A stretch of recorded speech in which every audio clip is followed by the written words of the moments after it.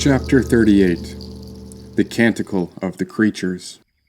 The man named Francis wouldn't leave the temple. He spent the entire day walking around it, while I spent the whole day following him. After enough time, I went to visit the monkey by the doorway, but all this ape ever did was repeat Ram's name over and over. Then I'd listen to the birds, look for bugs, and check on anything else that was around here. All the while, the man named Francis paced back and forth, whispering to himself. "It just doesn't make any sense. How could it end up like this?" said Francis. The monkey instructed me to console the man, to serve my fellow creatures with love, but there was little I could do to help ease his troubled mind. We were right here, on the footsteps of the Holy Mother's temple, and yet this man seemed to be anywhere but here. His mind was lost in thoughts, speeding up out of control.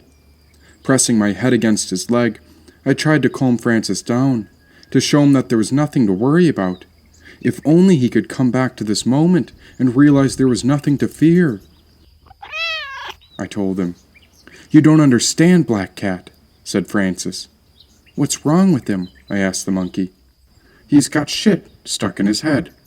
He's trying to use intellect to solve problems the mind cannot answer. He must use his heart," said the monkey. "Come on, dude," I pawed at him. "Settle down, man." "Things are getting worse," said Francis. "You know, the only reason I found this place is because I ran from my own people. We were living in a mystical pyramid, but the inner layers burned. It's all chaos." An owl landed on a branch near the monkey, while Francis kept pacing back and forth on the steps of the temple. "Que pasa, amigo?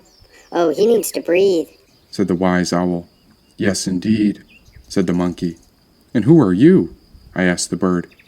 He didn't respond, and so the monkey whispered, "He's the enlightened owl." Well, this bird was right about the breathing. Come on, human, just focus on the breath.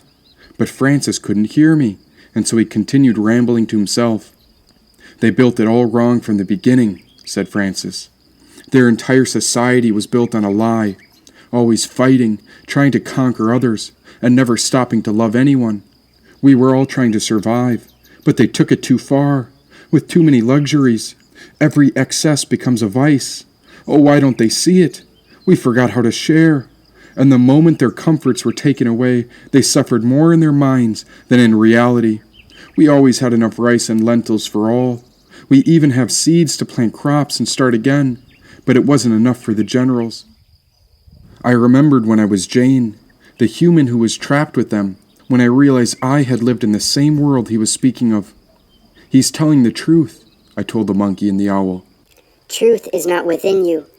You are within truth, the unity condition that is the glory of this earth cosmos. Truth is the context of our life. Truth is our environment, our substance or actual reality divine, not the mind," said the owl. "Interesting. I'm pretty sure it has something to do with the mind, but I suppose I could be wrong." I turned toward Francis, who continued to ramble. They were hungry for more. Rice and lentils didn't cut it after a week in the woods, and rumors spread about the giant fish swimming at the bottom of the big lake, but no one could catch it because we didn't have any bait. Francis pulled the hair on his head when I followed behind him and whispered. "Just breathe," I told him. "Breathe and be here with me." "You've been to the other pyramid, haven't you, Black Cat? You saw how it is," said Francis. I told him. "It's just over those hills, and once the pyramid burned, I tried to save the orphans, so I took in all the kids without a home. There were so many of them without a family, with nowhere to go, but they were safe with me," said Francis. By now the sun started its descent. Crickets began to chirp. Frogs started to chant, and the moon climbed through the sky just as the sunset came down. I gave those children a home. We didn't have much, but I made a tent between two trees for the kids who had nothing. Someone had to help them. It was all going fine, until one by one, the children started to disappear. The man fell to his knees and began to weep. Now the sky went dark, and the onset of the night was here. Pawing up against his shoulder, I tried to wipe away his tears, but he couldn't stop crying. There were 33 children, but after 5 went missing, I had to leave and look for them, said Francis. "One night, I went out when everyone was asleep. I felt like a panther patrolling our campgrounds, keeping a watchful eye over my tent. I climbed a tree and stayed awake for hours until I saw a man with a knife appear. He was waiting 20 yards behind our camp, and his eyes were fixed on the tent with all those orphans. Both of us waited, but once a child awoke to use the bathroom.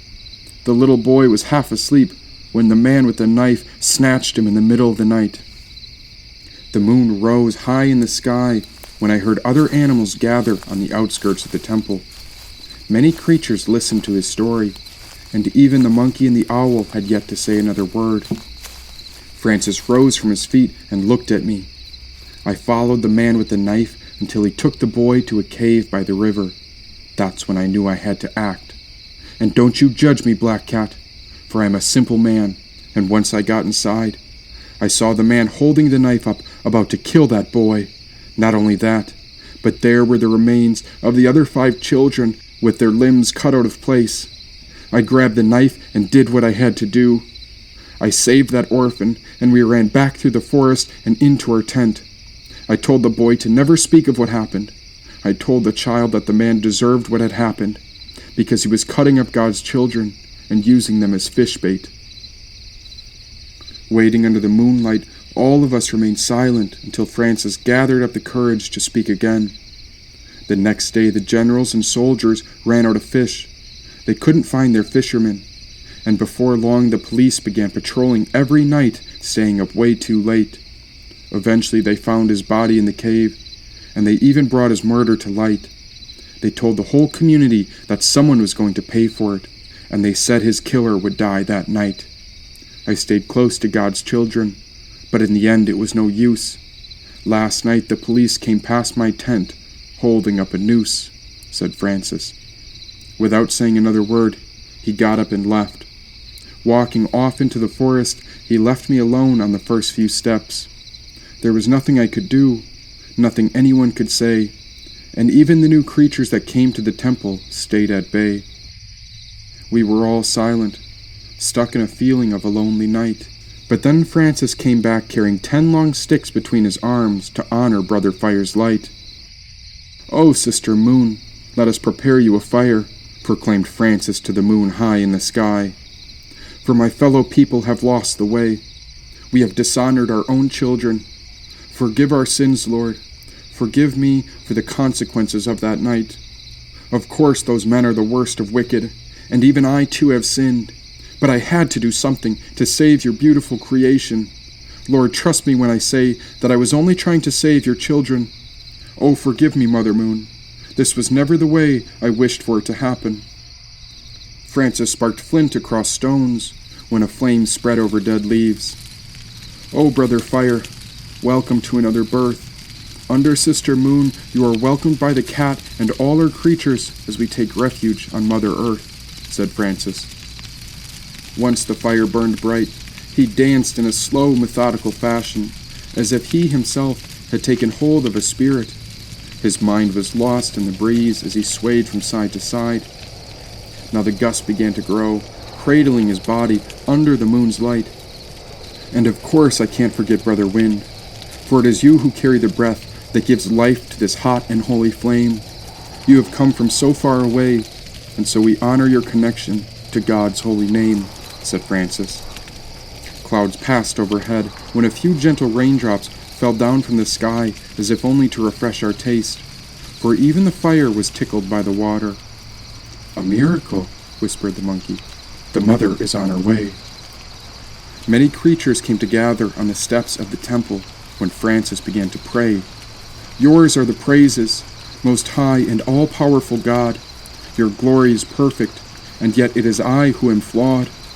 You alone are my Lord, as I have prepared you this flame.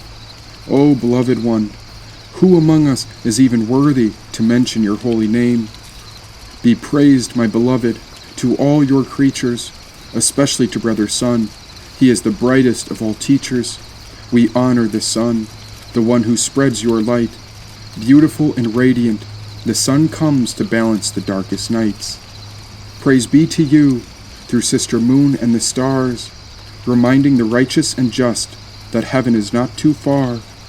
Shining like the hearts of our ancestors, you watch over the faithful. By your grace and glory, each star is a reminder to be grateful. Praise be to you, my beloved brother wind. It is through the essence of air that my praises rejoice and sing.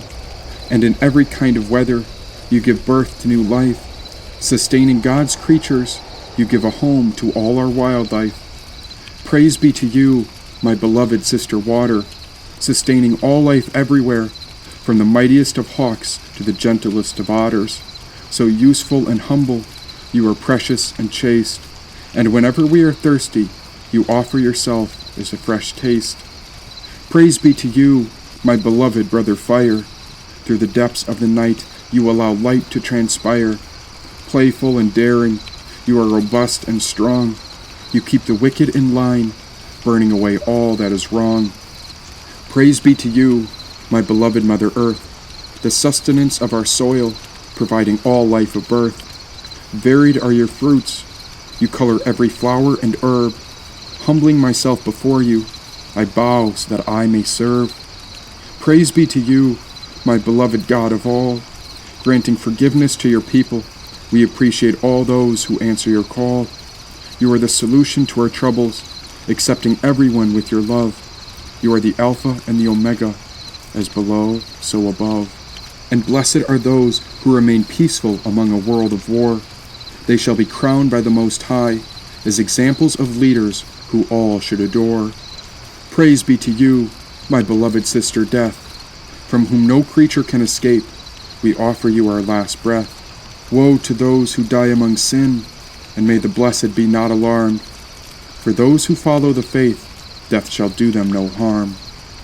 Praise be to you, my Lord God. You keep my heart ever filled. Blessed be to all your beloved creatures. May we serve you with humility to honor your will. Lightning crashed across the land, for this was a sign that the Maker of all had heard his prayer, and I was certain that my mother would be eager to meet him soon.